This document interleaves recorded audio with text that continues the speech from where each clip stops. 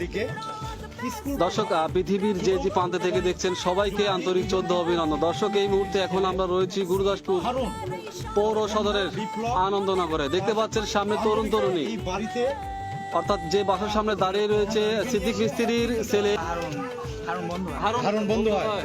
তা আপনি বেড়াতে আসবেন একে, ও তো আসল না আমার সাথে, হ্যাঁ ও তো আসল না। আপনার সঙ্গে তোমার সঙ্গে বিপ্লবের সম্পর্ক কতদিন কার? রিলেশন এই 6-7 মাস। 6-7 মাস। নাম কি? আমার নাম মুহম্মদ সারিয়া। বাসা কোথায়? তোনারবাড়ি দুধমানি। বাবার নাম কি? বাদশা বলছি। তোমার সঙ্গে বিপ্লবের সম্পর্ক কতদিন কার? রিলেশন এই 6-7 মাস। 6-7 মাস। এই যে তুমি তোমার বাবা মাকে ফাঁকি দিয়ে তুমি এখানে এসেছো, তোমাকে কে জোর করে নিয়ে আসছে বিপ্লব? কোনো কথা মেসেঞ্জারে নক দিয়ে বা কোনো কিছুকে চাপ প্রয়োগ করে নিয়ে আসছে? নাকি স্বেচ্ছায় আসতো? তুমি স্বেচ্ছায় আসছো না? আমরা ঘুরতে আইছিলাম। ঘুরতে তো তুমি আসছো, এসে সাথে দেখা হয়েছে বন্ধুর বাসায় বেড়াতে। কি বলছে তোমাকে? এমনি বেড়াতে। বন্ধুকে কোন বন্ধু আসতে বলছে? ওই যে এই বাসায়। এই বাসার হারুন নাম কি বলো? নাম কি জানো?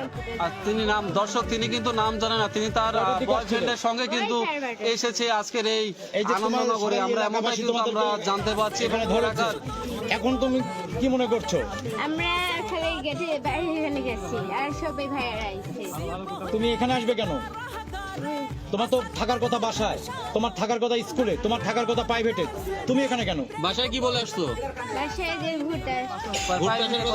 প্রাইভেটের কথা ছিল।